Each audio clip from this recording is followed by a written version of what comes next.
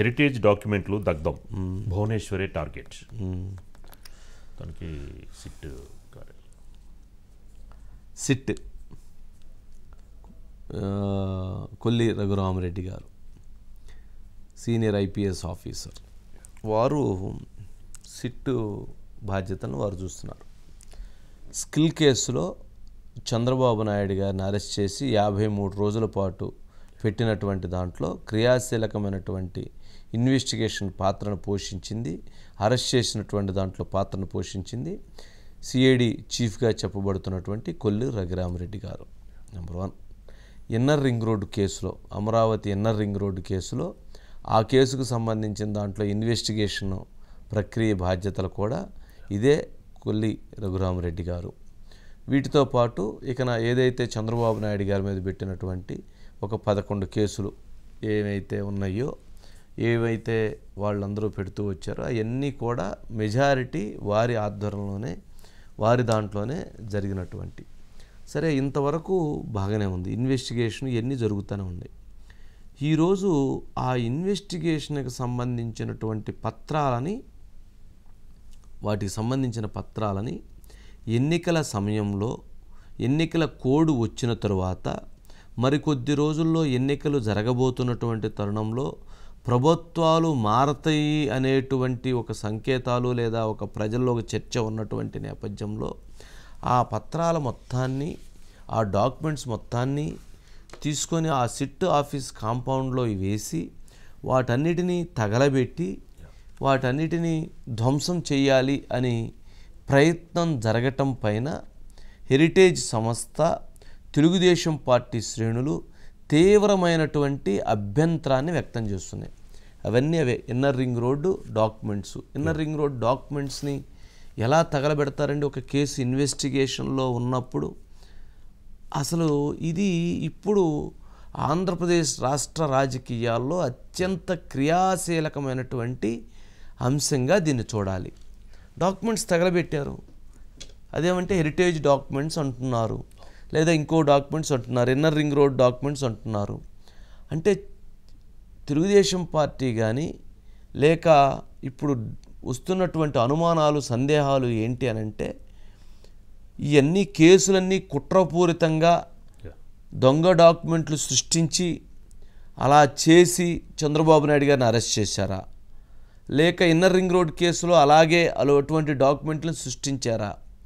అవన్నీ రేపు ప్రభుత్వాలు మారితే, వెలుగులోకి వస్తే విచారణలోకి అవన్నీ కూడా వీళ్ళకి ప్రమాదకంగా మారతాయి అన్నటువంటి ఉద్దేశంతో, అవి ఇబ్బందిగా మారతాయి అనేటువంటి ఉద్దేశంతో, అదేమంటే లోకేష్ రెడ్ బుక్ అని చెప్పని పెట్టి ఆ రెడ్ బుక్ డైరీలో మీ నిజస్వరూపాలు లేదా మీరు చేసినటువంటి తప్పులు మొత్తాన్ని విచారణకు ఆదేశిస్తామని చెప్తున్నటువంటి నేపథ్యంలో వాటన్నిటినీ దగ్ధం చేసేందుకు తగలబెట్టి ఏదైతే ఆ డాక్యుమెంట్, రాంగ్ డాక్యుమెంట్ ఎవిడెన్సెస్ లేకుండా చేయాలన్న ఉద్దేశంతో ప్రయత్నాలకు దిగారా అని తెలుగుదేశం పార్టీ శ్రేణులు ప్రశ్నిస్తూ ఉన్నారు.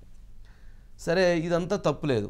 దీనికి సంబంధించి కొల్లి రఘురామరెడ్డి గారు ఒక స్టేట్మెంట్ ఇచ్చారు. ఆ స్టేట్మెంట్ చెప్పే ముందు నాకెందుకో హైదరాబాద్ ఫోన్ ట్యాపింగ్ కేసులో ప్రవీణ్ రావు అనబడేటువంటి ఒక అడిషనల్ ఎస్పీ స్థాయి అధికారి గతంలో హైదరాబాద్లో ఉన్నటువంటి రాజకీయ నాయకులు, వ్యాపారస్తులు, బీఆర్ఎస్ పార్టీ శ్రేణులు, సినిమా తారలు, ఇలా ఎవరైతే అందరయ్యి వ్యాపారస్తులు అన్నీ ఎలా అయితే ఫోన్ ట్యాపింగ్ చేసి తర్వాత ఆ ఫోన్ ట్యాపింగ్ ద్వారా అనేక అక్రమాలకి, అనేక రాజకీయ పరిణామాలకి వ్యవహారంగా మారిందో, వాటన్నిటినీ ప్రభుత్వం మారతంది ఎన్నికల్లో అని తెలిసిన వెంటనే ఆయన ఆ హార్డ్ డిస్కుల్ని, వాటికి సంబంధించినటువంటి ఆ రికార్డెడ్ ఎవిడెన్సెస్ మొత్తాన్ని కూడా అర్ధరాత్రి వెళ్ళి తీసుకెళ్ళి మొత్తాన్ని తగలబెట్టి లేదా డిస్ట్రాయ్ చేసి వాటన్నిటిని హుస్సేన్ సాగర్లో, మూసీ నదుల్లో పడేసి హార్డ్ డిస్కులు మొత్తాన్ని మెల్ట్ చేసి వాటన్నిటిని కాల్చి ఆ రకంగా ఏదైతే ధ్వంసం చేశారో ఆ కేసు ఇక్కడ విచారణ జరుగుతూ ఉంటే, ఆ కేసులో అనేక మంది ఆఫీసర్స్ ఇప్పటికీ ఇన్వెస్టిగేషన్ ఎదుర్కొంటూ ఉంటే, అలాంటివన్నీ జరుగుతూ ఉన్నటువంటి తరుణంలో ఇక్కడ ఏపీలో రేపు ఎన్నికలు జరగబోతున్నటువంటి సందర్భంలో ఎన్నికల్లో ఫలితాలు తారుమారు అవుతాయనేటువంటి పరిస్థితులు ఉన్నటువంటి నేపథ్యంలో మరి ఇక్కడ ఈ డాక్యుమెంట్స్ మొత్తాన్ని కూడా తగలబెట్టడం అనేటువంటిది చూస్తే ఎవరికైనా ప్రజలకి ఎటువంటి అనుమానం కలుగుతుంది, ప్రజలు ఏమని ఆలోచిస్తారు, ప్రజాభిప్రాయాలు ఎలా ఉంటాయి. జనరల్గా ఎన్నికలు అయిపోయిన తర్వాత చేసుకోవచ్చు.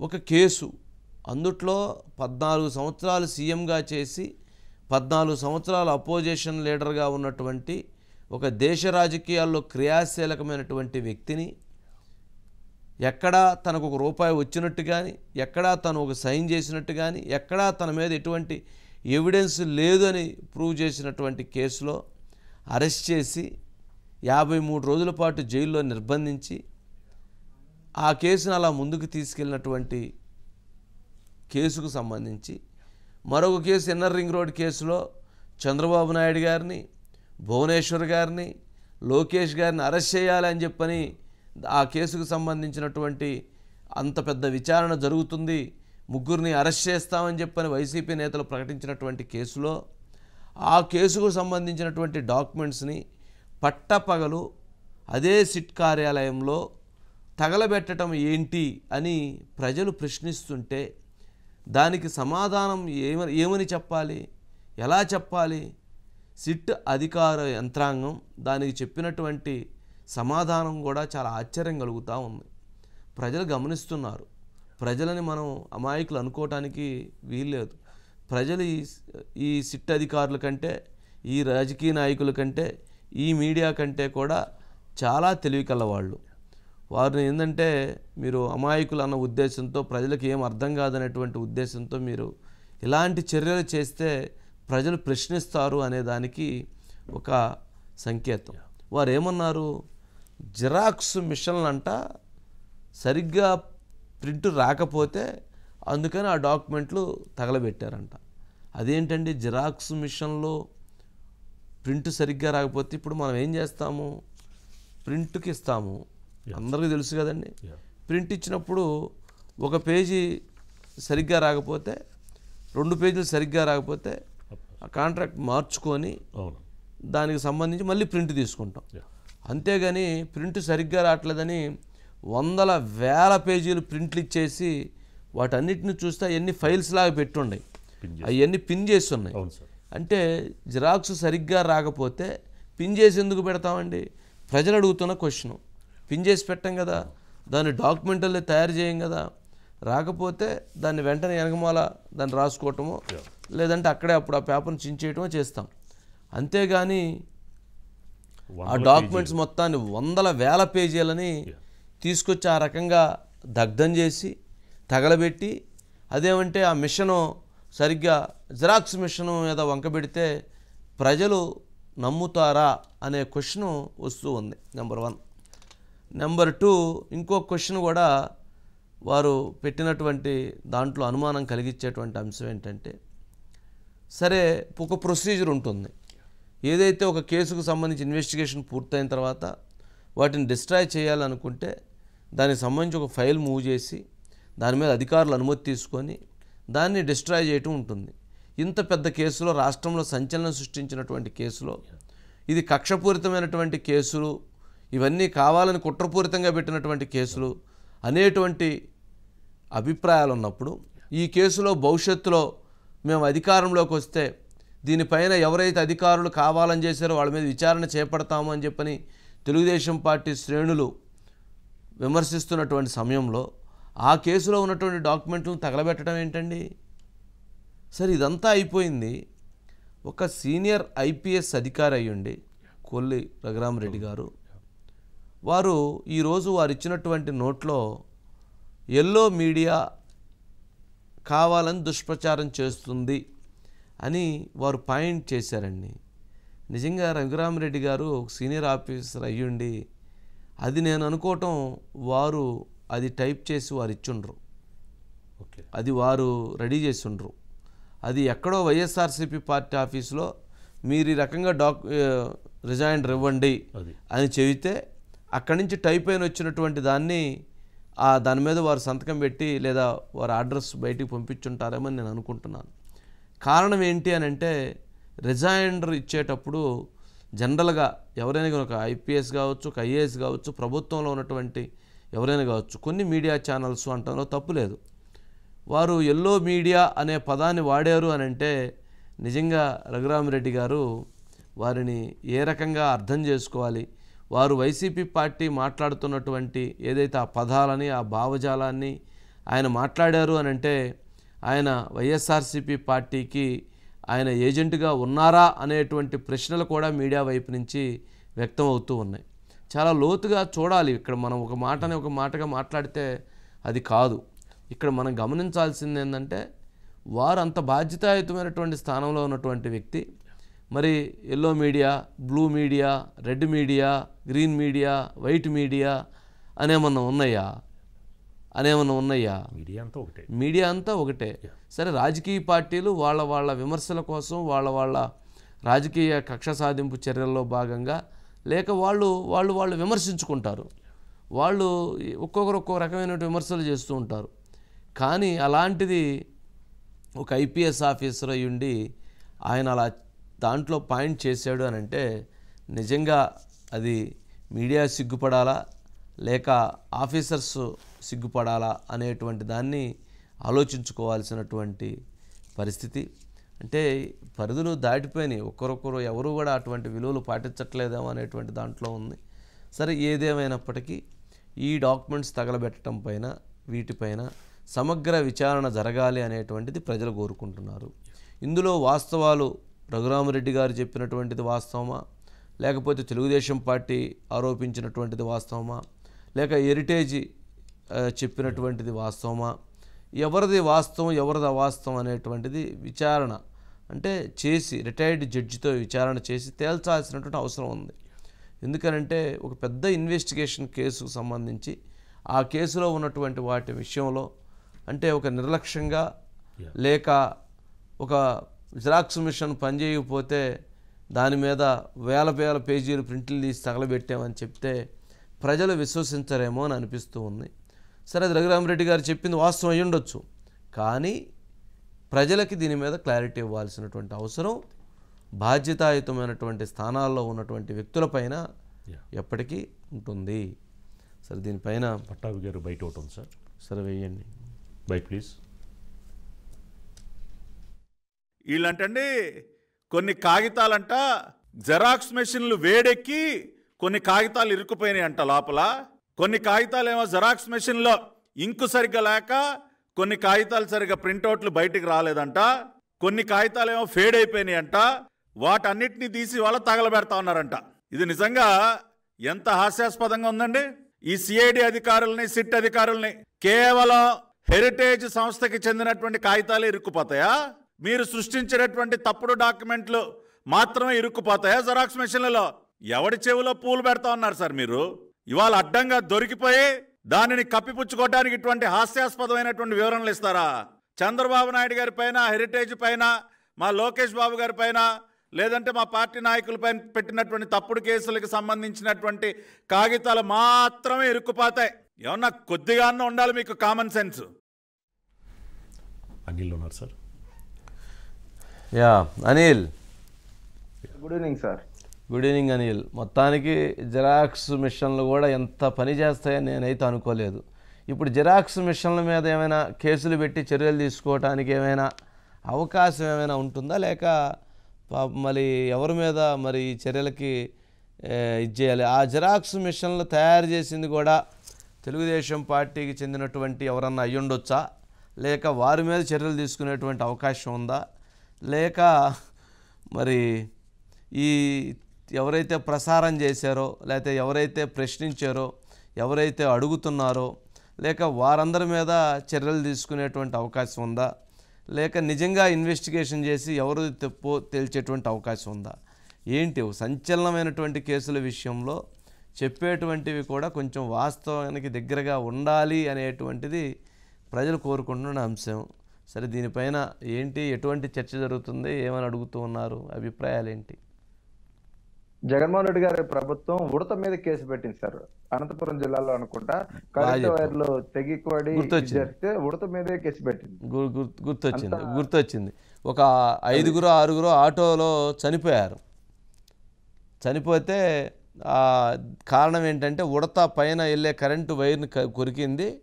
కొరకటంతో ఆ కేబుల్ కరెంటు వైర్ తెగి కింద పడి ఉడత ఆ కొరికిన మీదట ఆ వైర్ కింద పట్టడంతో ఆటోకి అది తగిలి ఆటోలో చనిపోయారని చెప్పని ఒక కేసు పెట్టారు. అట్లాగే ఎలిక మద్యం తాగిందనో లేకపోతే అది కూడా ఒక కేసు పెట్టినట్టున్నారు కదా. కేసుల మద్యం తాగింది సార్. ఒక కేసు లేకపోతే ఒక సీసా మద్యం తాగి, ఒక కేసు ఒక సీసా కాదు సార్ మద్యం తాగింది. కొన్ని లీటర్ల మద్యాన్ని, అంటే వందల వేల లీటర్ల మద్యాన్ని తాగిన సందర్భంగా ఎక్సైజ్ పోలీసులు కరోనా సమయంలో ఏదైతుందో ఈ వైన్ షాపుల లూటీ మీద ఒక కేసు నమోదు చేస్తూ, అంటే దేశ చరిత్రలో ఎక్కడా జరిగినాయి, ఆంధ్రప్రదేశ్లో అనేక జరిగినాయి. అందులో భాగంగానే ఒక 1000 ప్రింట్లు తీసిన తర్వాత అయ్యో ఈ పేపర్లు మనం అనుకున్న విధంగా కలర్ఫుల్ గా మ్యాటర్ కనిపించలేదన్న ఉద్దేశంతో ఈ రోజు తగలబెట్టే ప్రయత్నం చేశారు. ఆ విషయాన్ని సిఐడి చెప్పే ప్రయత్నం చేసింది. ఇది నమ్మాలా వద్దా, ఇది నిజమా అవునా, ఇది అసలు ఏం జరిగింది అనడానికి ప్రజలు విఘ్నులు, వారే నిర్ణయం చేస్తారు. ఈ రోజు ఇక జరిగిన ఎపిసోడ్ మనం చూస్తే నేడవుతుంది. ప్రజలు ఏమన్నా క్యాలీఫ్లవర్లను లేకపోతే తామర పూలు పెద్ద అయ్యానా, ఇంకెంతకంటే పెద్ద పూలు ఏమైనా ఉన్నాయా? డిక్షనరీలో ఒకసారి చూడండి, ఏమైనా పెద్ద పూలు ఏమైనా ఉండి నెట్లో ఎత్తకండి. ఆ పెద్ద పూలు ఏమైనా ఉంటే అది తెప్పిద్దాం, అయ్యాన పెట్టుకున్నారని అనుకుంటారా ఏంది ఎవరైనా చెప్పేటప్పుడు?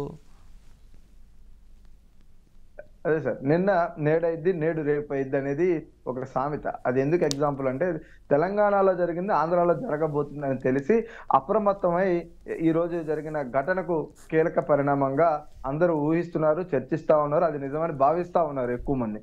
దీని వెనక అంతరికి కారణం ఏంటంటే చంద్రబాబు అరెస్టు సమయంలో చోటు చేసుకున్న పరిణామాలు, ఆ తర్వాత విచారణ నేపథ్యంలో విచారణతో ఏదైతుందో వాళ్ళు అనుసరించిన సిఐడి సిట్ అనుసరించిన కొన్ని అంశాలు, దాని అనుగుణంగా వాటికి సంబంధించిన ఆధారాలు ఈరోజు ధ్వంసమయ్యే ప్రయత్నం. అంటే ఈ మొత్తం పరిణామాలను విశ్లేషిస్తే ఖచ్చితంగా ఆ రోజు చంద్రబాబు అరెస్ట్ వెనక ఒక కుట్ర కోణం దాగుంది. ఆ కుట్రలో భాగంగా అనేక తప్పిదాలకు అధికారులు చేసి ఆ తప్పిదాలను రేపటి రోజున ప్రభుత్వం మారితే దొరకకుండా చేసే ప్రయత్నం. తెలంగాణలో ఏ తరహా అయితే వ్యవహారానికి పాల్పడ్డారో ఇక్కడ కూడా అదే రకంగా వ్యవహరించే ప్రయత్నం చేసి పట్టుబడ్డారంటూ కూడా టీడీపీ ఆరోపిస్తాం. నిజంగానే ఈ పేపర్లే అనుకున్న విధంగా క్వాలిటీగా ప్రింట్ కనపడలేదు, కానీ అది ఇవాళ తగలబెట్టాల్సిన అవసరం లేదు. వాళ్ళు తీసినప్పుడే అనుకున్న విధంగా ఆ 1000 ప్రింట్లు తీసిన తర్వాత అయ్యో మనం అనుకున్న విధంగా రాలేదే అని అప్పుడే వాటిని ధ్వంసం చేయొచ్చు ఆ విచారణ సందర్భంలో. కానీ ఇంకొక నెల రోజుల్లో, మహా అయితే 45 రోజుల్లో ఏపీ ప్రభుత్వం యొక్క ఏదైతే ఉందో పూర్తి స్థాయిలో కొత్త ప్రభుత్వం వస్తుందా, పాత ప్రభుత్వం ఉంటుందా అనేది ప్రజలు తీర్పు ఇవ్వబోతున్న ఈ తరుణంలో, సర్వేలన్నీ బయటకు వస్తున్న పరిస్థితిలో, ఇంటెలిజెన్స్ రిపోర్టులు వెలువడుతున్న తరుణంలో ఇవాళ ఏదైతుందో ఈ రోజు తగలబెట్టాల్సిన అవసరం ఏమొచ్చింది, వాటిని ధ్వంసం చేయాల్సిన అవసరం వచ్చింది అనేది సమాధానం చెప్పాల్సిన పరిస్థితులు అయితే ఉన్నాయి. ఇప్పుడు వాస్తవం సార్, ఎలిక అంటే ప్రాణం ఉన్న జీవి, ఉడతంటే ప్రాణం ఉన్న జీవి. మరి ఇప్పుడు జిరాక్స్ మిషన్కి ప్రాణం లేని జీవి కదా, కేసు ఎలా పెడతారు? పెట్టొచ్చా అని అట్లా ఉంటుందా? ఇక్కడే ఉంది సార్. ఆ జిరాక్స్ మిషన్ ఆపరేట్ చేసేది ఎవరు? ఇప్పుడు ఈ సిట్ ఆఫీసులోనో సిఐడిలోనో ఉన్నటువంటి సిబ్బందే కదా, వాళ్ళ మీద పెడతారా? లేదు, లేకపోతే అది తయారు చేసినటువంటి జిరాక్స్ మిషన్ తయారు చేసినటువంటి వారి మీద పెడతారా? లేకపోతే కాంట్రాక్ట్ ఇచ్చి ఆ జిరాక్స్ మిషన్ కొన్నారు ఎవరైతే ఉన్నారో ప్రభుత్వం తరఫున కొనుగోలు చేసేటటువంటి ఒక వ్యవస్థ ఉంటుంది, వారిపైన పెడతారనేది చూడాలి.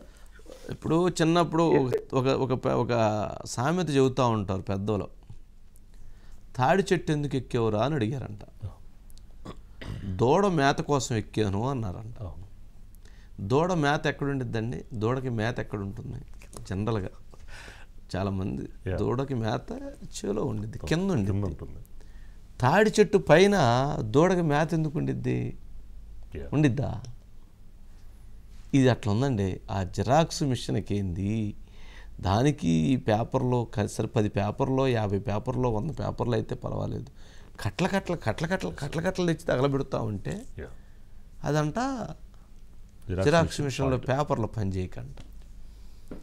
ఏదైనా కానీ దూడ మేత, ఎలుక ఉడత, ఓకే, జిరాక్స్ మిషను, పేపర్లు ఎక్కడి నుంచి ఎక్కడికి పోతుందండి? ఓకే అనిల్, మరి చూద్దాం. సురేష్ గారు ఉన్నారని దీని మీద. సురేష్ గారు కూడా ఉన్నట్లున్నారు. సురేష్ గారు, వంశీ గారు, ఏంటండి మొత్తానికి సిఐడి చీఫ్ రఘురామిరెడ్డి గారు ఇచ్చినటువంటిది రిజైండర్లో, సరే ఇట్లాంటి తప్పుడు కథనాలు ప్రసారం చేయొద్దు, ఇవన్నీ అవాస్తవాలని చెప్పే ప్రయత్నం చేశారు. కానీ బట్ వారు ఇచ్చినటువంటి దాంట్లో 2-3 అభ్యంతరాలు ఉన్నాయి. ఒకటి ఎల్లో మీడియా అని అనకూడదు, ఒకటి ఆయన సరే రాజకీయ నాయకులు తిట్టుకున్నారు, ఆఫీసర్లు అట్లా ఉండకూడదు కదా, ఆయన ఎలా ఇది చేస్తారు, ఒక ఐపీఎస్ ఆఫీసర్ అయ్యండి. నెంబర్ 1. నెంబర్ 2, జిరాక్స్ మిషన్లో లోపాలు అన్నప్పుడు జిరాక్స్ మిషన్లో అన్ని లోపాలు ఉండటం అనేటువంటిది ఒక నెంబర్ 2. ప్రొసీజర్ ఫాలో కాకపోవటం తగలబెట్టేటువంటి సందర్భంలో. నెంబర్ 4, ఎవరైతే ప్రశ్నించినటువంటి వాళ్ళు లేదా వీడియో తీసినటువంటి వాళ్ళు వీడియోలన్నీ డిలీట్ చేయాలి అని చెప్పని ఆ వీడియోలని ఇచ్చేసేటువంటి ప్రయత్నం, ఇవన్నీ కొంచెం ఎందుకో అనేక ప్రశ్నలకి తావిస్తున్నట్లుంది. సరే రఘురామిరెడ్డి గారు వారు ఇచ్చినటువంటిది, సిఐడి చీఫ్ ఇచ్చినటువంటి మెసేజ్ ఏంటి సురేష్ గారు? వంశీ గారు, అంటే మార్నింగ్ జరిగిన దాని మీద ఆయన వివరణ ఇస్తూ, అంటే సిఐడి ఆఫీసు, సిట్ ఆఫీసు వివరణ ఇస్తూ దాంట్లో చెప్పారు చంద్రబాబు నాయుడు గారి మీద 5 కేసులు పెట్టారు. అంటే 6వ కేసు అది లా అండ్ ఆర్డర్ సంబంధించి కూడా 5 కేసుల్లో ఒకటి మనకి మీకు ఇన్నర్ రింగ్ రోడ్ కానీ, లేదా స్కిల్ కేసు కానీ, తర్వాత ఫైబర్ నెట్ కానీ, లిక్కరు, శాండ్కు సంబంధించి 5 కేసులకు సంబంధించి ఛార్జ్ షీట్లు ఆల్రెడీ సబ్మిట్ చేశారంట. వాస్తవంగా ఏంటంటే సుప్రీంకోర్టు ఇంకా ఆ 17A అమలు దానికి సంబంధించి దాని మీద మనకు లార్జ్ ధర్మాసనం కోసం సీజేకి రిఫర్ చేశారు. అది అంశం పక్కన పెడదాం. సో అలాంటి 5 ఛార్జ్ షీట్లు ఆల్రెడీ దాఖలు చేశాము అని చెప్తూ లక్షల పేజీలకు మేము తీయాల్సి వచ్చింది. ఆ రకంగా లక్షల పేజీలు తీసినట్లు ఆ జిరాక్స్ మెషిన్లు కొన్ని ఫేడ్ అవ్వటం, కొన్ని ఇది అవడం వల్ల వాటిని మామూలుగా అయితే ఇట్లా చించేస్తాము, లేదంటే దహనం చేస్తాము అని చెప్పి ఆ రకంగా చేసే పేపర్లే ఇవి, దానికి వాల్యూ లేదంటూ. సో అంతవరకు బాగానే ఉంది. కానీ అక్కడ చాలా సీరియస్ కామెంట్ చేశారు. మీరు చెప్పినట్టుగా అసలు ఇన్వెస్టిగేటింగ్ ఆఫీసర్స్ని డిమోరలైజ్ చేస్తున్నారంట. ఇన్వెస్టిగేటింగ్ ఆఫీసర్స్కి ఈ వేస్ట్ పేపర్లకి దానికి సంబంధం ఉంది వంశీ గారు. అంటే అక్కడ పొలిటికల్ స్టేట్మెంట్, ఎదురు పక్షం వాళ్ళని బెదిరించే ఆ రకంగా ప్రయత్నం చేశారు. తర్వాత విచారణను అపకీర్తి, అంటే జెన్యూన్ కాదు, ఫ్యాబ్రికేటెడ్ ఇది అన్నారంట. పైగా ఓన్లీ ఇన్నర్ రింగ్ రోడ్డు లేకపోతే హెరిటేజ్ లాంటి పత్రాలు మాత్రమే అక్కడ ఓన్లీ స్టక్ అయ్యాయి, మిగతా ఎక్కడ స్టక్ కాలేదా. కాబట్టి ఆ పత్రాలు మేము చేయలేదు, లీగల్గా తీసుకున్నాం, ఐటీ ద్వారా. అంటే మన హెరిటేజ్ కూడా రాసాము, హెరిటేజ్ వాళ్ళు ఇచ్చిన అఫీషియల్గా ఇచ్చిన డాక్యుమెంట్సే అందులో ఉన్నాయి, ఇందులో ఫ్యాబ్రికేటెడ్ లేదు అని చెప్తూ. సో ఇంటిమిడేషన్ ఆఫ్, అంటే బెదిరిస్తున్నారు మీరు, కాబట్టి మేము ఇది కోర్టుల దృష్టికి కూడా తీసుకెళ్తున్నాము అని చెప్పని. అనెథికల్ ప్రాక్టీసెస్ అంట. ఇక్కడ అనెథికల్ ప్రాక్టీసెస్ను అని ఒక పదం వాడారు. ఎవరు అనెథికల్, ఎవరు ఎథికల్ అనే దాని మీద ఆయన క్లారిటీ ఇవ్వాలి. అక్కడ ఎంత అసలు ఈ డాక్యుమెంట్స్ ఎక్కడి. వంశీ గారు ఒక్కటే విషయం, వంశీ గారు, ఇప్పుడు ఛార్జ్ షీట్ ఇవాళ మనం 100 పేజీలు ఇవాళ, లేదా ఒక 50,000 పేజీలు ఇవాళ తీస్తాం, మరి జిరాక్స్ అనుకుందాం, ఒకేసారి కొడితే వచ్చేస్తాయి. ఆ పేజీల్లో ఏదైనా పాడైపోతే, అంటే సరిగ్గా రాకపోతే, అది చాలా సీక్రెట్ డాక్యుమెంట్, దట్టు కోర్టుకు సబ్మిట్ చేసే చాలా కాన్ఫిడెన్షియల్ డాక్యుమెంట్. సో అలా డాక్యుమెంట్ ఏం చేస్తాం, అదే రోజు ముక్కలు చేసి తర్వాత మనం దాన్ని డిస్ట్రాయ్ అదే రోజు చేస్తాం. కానీ ఇప్పుడు దాకా ఉంచి ఈ రోజు చేయడం, అంటే ఎలక్షన్స్ ఈ రోజు చేయడం, ఇప్పుడు అందరూ అనుకుంటుంది ఏంటి, ప్రభుత్వం మారబోతుంది కాబట్టి అక్కడ ఏదైనా ముందుగా జాగ్రత్త పడదామని అందరు ఆఫీసర్లు ఉన్నారు అనే అభిప్రాయం అనే అనుమానాలు కలుగుతున్నాయి కదా. ఆ నేపథ్యంలో ఇప్పుడు డిస్ట్రాయ్ చేయడమే అసలు విషయం. అసలు దానికి సో ఇంత జాగ్రత్త పడటం, ఆ రకంగా చేయడం, అదంతా వదిలేసి, సో మీరు ఎందుకు జాగ్రత్త పడ్డావు, ఎందుకు చేసావు వదిలేసి unethical practices, intimidation investigating officers అని చెప్పి బెదిరిస్తున్నారని వంశీ గారు. సమయం సందర్భం ఉండాలని అంటారు కదా సురేష్ గారు. ఇల్లుగాలి ఒకరు ఏరుస్తూ ఉంటే పోయి సిగరెట్ వెలిగించుకోవాలి నిప్పిమన్నారట ఆ ఇంటి యజమాని. పాపం ఆయన ఇల్లుగాలి ఏరుస్తూ ఉంటే అక్కడ పోయి నిప్పుడైతే ఎట్లా ఉండిద్ది. ఇక్కడ ఇన్వెస్టిగేషన్లో లోపాలు ఉన్నాయి, కేసులు అన్యాయంగా దుర్మార్గంగా జరిగింది ఇన్వెస్టిగేషన్ అనేటువంటి ఒకవైపు పెద్ద ఎత్తున విమర్శలు ఉంటే, ఆ ఇన్వెస్టిగేషన్కి సంబంధించినటువంటి పత్రాలు అవి దగ్ధం అయ్యాయి అనేటువంటి, దగ్ధం చేయబడ్డాయి అనేటువంటిది వచ్చినప్పుడు ఎలాంటి ఇది ఉంటుంది అవతల వాళ్ళకి. అరే ఇంత అన్యాయం జరిగింది మాకు, దాని మీద ఇన్వెస్టిగేషన్ సక్రమంగా జరగదు, మేము పోరాడాలనుకుంటుంటే ఆ పత్రాలు ఎలా దగ్ధం అవుతాయని చెప్పని డౌట్ వస్తుంది కదా. ఇంకేమంటారు సురేష్ గారు? కరెక్ట్ వంశీ గారు మీరు చెప్పేది అసలు వాస్తవంగా ఏంటంటే మీరు ఏదైనా జిరాక్స్ 1-2 పేజీలు పోవచ్చు, కానీ ఇప్పుడు సమయం ఒక కట్టకడ. ఇంకొక అంశం వంశీ గారు, అంటే మనకు వచ్చిన సమాచారం స్థానికంగా వాడు వీడియో తీయమన్నాడంట. ఎవరైతే ఆ సంచి తీసుకొచ్చి అన్ని కుప్పగా పోసి దగ్ధం చేస్తున్నాడో అతను చెప్పాడంట, మా బాస్ దీన్ని వీడియో తీయమన్నారు, అంటే మళ్ళీ డిస్ట్రాక్షన్ అయిందా లేదా అని వీడియో తీయమన్నారంట. అంటే అంత జాగ్రత్తగా ఉన్నారు. అందులో ఏదైనా ఒక 4 పేజీలు బయటకు వెళ్ళిపోతే సో ఇది మన గుట్టు బయటపడుతుందేమో అన్న ఆ మీనింగ్ అనేది దాంట్లో వస్తుంది వంశీ గారు. అంటే ఈ వీడియోలు తీయటం అనేది ఏంది సురేష్ గారు, బాగా ఎప్పుడు కాన్సెప్ట్ ఇది ఒక వెరైటీగా ఉంది. రఘురామకృష్ణరాజును ఆ రోజు 3rd డిగ్రీ ఇస్తే వీడియోలు చేసి చూపించారు, వీడియోలు తీశారంటారు. తర్వాత అనేక అంశాల విషయంలో కూడా వీడియోలు తీసి పంపించండి అంటారు. ఏంటి అది అసలు ఆ వీడియోలు తీసేటువంటి కాన్సెప్ట్ ఏంటి? ఇక్కడ పత్రాలు తగలబెడతా వీడియోలు తీయండి అంటారు. ఏంటి ఆ కాన్సెప్ట్ ఏంది? అదే ఇక్కడ సంశయం. ఇప్పుడు ఆ పత్రాల్లో ఒక పేజీ కూడా బయటికి పోకూడదు. ఆ ఉద్దేశం ఏంటి? అందులో వాళ్ళ ఉద్దేశం మీకు ఎన్ని కట్టించామో ఆ కట్ట అక్కడ మీరు ఇట్లా సంచి తీసి కుమ్మరించి నిప్పు పెట్టి ఆయన దగ్ధమైన తర్వాత మాకు చూపించండి అని. మధ్యలో వీళ్ళు అపార్ట్మెంట్లో ఉండటం వల్ల మధ్యలో వేరే వాళ్ళు రావడం వల్ల ఆ దగ్ధం కాకుండా మిగిలిపోయిన కాపీస్ మనకు బయటికి రావడం వల్ల ఇప్పుడు ఇష్యూ అంతా వచ్చింది. కానీ అవి మొత్తం బూడిదైతే ఇటది. ఇప్పుడు ఇవాళ ఎథికల్ గురించి మాట్లాడుతున్నారు వంశీ గారు. మీరు చెప్పిన రఘురామకృష్ణరాజు గారిని మరి 3rd డిగ్రీ ఉపయోగించి వాళ్ళ కస్టడీలో ఉండగా 3rd డిగ్రీ ఒక ఎంపీ మీద ఉపయోగించినప్పుడు అక్కడ ఎథికల్ అనెథికల్ అనేది అక్కడ అంశం కాదా వంశీ గారు? అక్కడ ఇది కాదా? దాంట్లో మెన్షన్ చేశారా సురేష్ గారు? ఎల్లో మీడియా అనే పదం వాడారా? అంటే ఒక్కొక్క దాంట్లో ఒక రకంగా వాడాడు. దీంట్లో ఏంటంటే అనెథికల్ ఇన్వెస్టిగేషన్, ఇంటిమిడేషన్, తర్వాత డిస్క్రెడిటింగ్, తర్వాత డిమోరలైజింగ్ ఆఫీసర్స్ అని చెప్పి పదాలు అంటే రకరకాల పదాలు వాడుతూ వచ్చారు. ఒక దగ్గర ఒక్కొక్క పదం అంత కూడా ఇర్రెస్పాన్సిబుల్. ఎవరు బాధ్యత రాయొచ్చు? ఇర్రెస్పాన్సిబుల్ అంటే అంత కీలకమైన పత్రాలు, కోర్టుకు సమర్పించే పత్రాలు, ఎంత కాన్ఫిడెన్షియల్గా ఉండాల్సిన పత్రాలు అవి దహనం చేస్తే అవి బయటకు వచ్చిన దాని మీద లైవ్గా టెలికాస్ట్ చేస్తే సో ఇర్రెస్పాన్సిబుల్గా అని చెప్పి ఇంకొక అంశం కూడా చెప్పారు వంశీ గారు. ఏంటంటే ఫ్యాబ్రికేటెడ్గా ఫాల్స్ డాక్యుమెంట్స్ ఫ్యాబ్రికేటెడ్గా కరెక్టే అని చెప్తూ మేము చంద్రబాబు నాయుడు గారికి సంబంధించి అన్ని డాక్యుమెంట్స్ కూడా ఒక రకంగా పూర్తి ఆధారాలు సేకరించి చేసామని చెప్పని ఛార్జ్షీట్ వేసామని చెప్పారు. హైకోర్టు అక్కడే చెప్పింది కదా వంశీ గారు, అసలు దీంట్లో ఏమి ఆధారం లేదు అని చెప్పి హైకోర్టు చెప్తే అమ్మమ్మ అని చెప్పి దాని కోపం మీద సుప్రీంకోర్టుకి వెళ్ళారు. అక్కడ సుప్రీంకోర్టులో ఆ కేసు పెండింగ్లో ఉంది వంశీ. ఎస్ సురేష్ గారు రైట్. నెక్స్ట్